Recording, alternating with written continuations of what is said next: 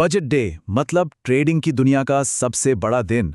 आज हम इसी हाई स्टेक्स दिन की एक बहुत ही पॉपुलर ट्रेडिंग स्ट्रैटेजी को डीकोड करने वाले हैं। तो कई ट्रेडर्स को ऐसा लगता है कि बजट डे की जबरदस्त वोलेटिलिटी से पैसा बनाने का एक सीधा साधा तरीका है, पर क्या ये सच है? क्योंकि डेटा तो कुछ और ही कहानी बता रहा है। तो चलिए आज के इस विश्लेषण में हम क्या क्या देखने वाले हैं। सबसे पहले इस पॉपुलर मिथक की बात करेंगे, फिर ये समझेंगे कि वो फेल क्यों होता है, और आखिर में एक डेटा पर आधारित टाइम बेस्ड प्लेबुक को सामने रखेंगे। सबसे पहले बात करते हैं उस कॉमन स्ट्रैटेजी की जिसके बारे में लगभग हर ट्रेडर ने कभी ना कभी तो सुना ही होगा कि बड़े इवेंट वाले दिनों में प्रॉफिट कैसे कमाया जाए। इसका लॉजिक मतलब ऊपर ऊपर से तो बड़ा सीधा लगता है। मार्केट में एक जबरदस्त मूव आने की उम्मीद है तो क्यों ना ऊपर जाने के लिए कॉल और नीचे जाने के लिए पुट दोनों ही ऑप्शंस खरीद लिए जाएं। इससे तो हर सिचुएशन कवर हो जाएगी, है ना। 3.4% 2023 के बजट डे पर मार्केट अपने हाई से लो तक एक ही दिन में इतना घुमा था। सोचिए कितना बड़ा स्विंग है ये। अब जाहिर सी बात है, इतना बड़ा मूव मतलब लॉन्ग स्ट्रैडल ने तो छप्पर फाड़ के प्रॉफिट दिया होगा, है ना। पहली नजर में तो ऐसे ही लगता है, लेकिन चलिए देखते हैं कि बैक टेस्टिंग का डेटा असल में क्या कहानी बताता है। और यहीं पर कहानी में एक ट्विस्ट आता है। चलिए अब उस छिपे हुए जाल की बात करते हैं जो इस पॉपुलर अप्रोच की सबसे बड़ी कमजोरी को उजागर करता है।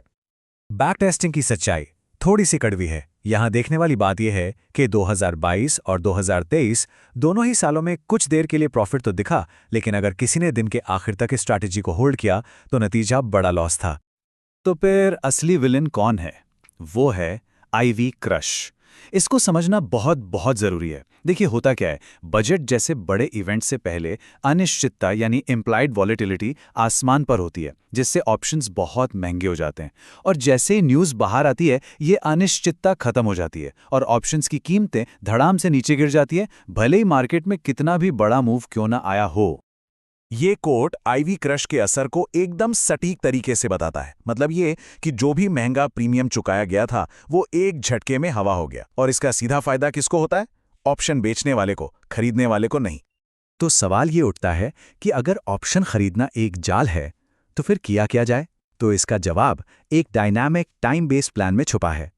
एक ऐसा प्लान जो मार्केट के साथ चले, उसके खिलाफ नहीं। तो ये प्लेबुक जो है वो पूरे दिन के लिए कोई एक स्ट्रैटेजी नहीं देती, बल्कि ये मार्केट के बदलते मिजाज के हिसाब से काम करती है। सुबह की हाई आईवी से लेकर दोपहर के बड़े डायरेक्शनल मूव्स और शाम के आईवी क्रैश तक हर फेज के लिए एक अलग चाल है। तो चलिए अब इस प्लेबुक को एक्शन में देखते हैं।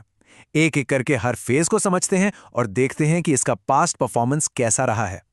पहला फेज है सुबह का। इस टाइम पर गेम सिर्फ एक है, ऑप्शन बेचकर प्रीमियम इकट्ठा करना, क्योंकि इस वक्त आईवी अपने पीक पर होता है और बड़ी हलचल से ठीक पहले मार्केट थोड़ा शांत रहता है। और हां, 11:20 तक इस पोजीशन से बाहर निकलना जरूरी है। और इसके बैक टेस्टिंग का रिजल्ट वो भी देखने लायक है।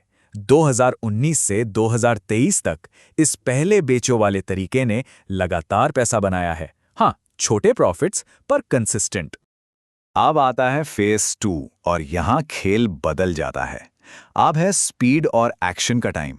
1 मिनट के चार्ट पर सुपर ट्रेंड जैसे इंडिकेटर की मदद से उस बड़े ट्रेंड को पकड़ना है जो अक्सर दोपहर में आता है, और फिर तेजी से स्कैल्प करके बाहर निकलना है। एक उदाहरण देखें तो 2023 में इसी स्कैल्पिंग मेथड से एक ही ट्रेड में इन्वेस्टेड कैपिटल पर 50% से ज्यादा का रिटर्न बना था।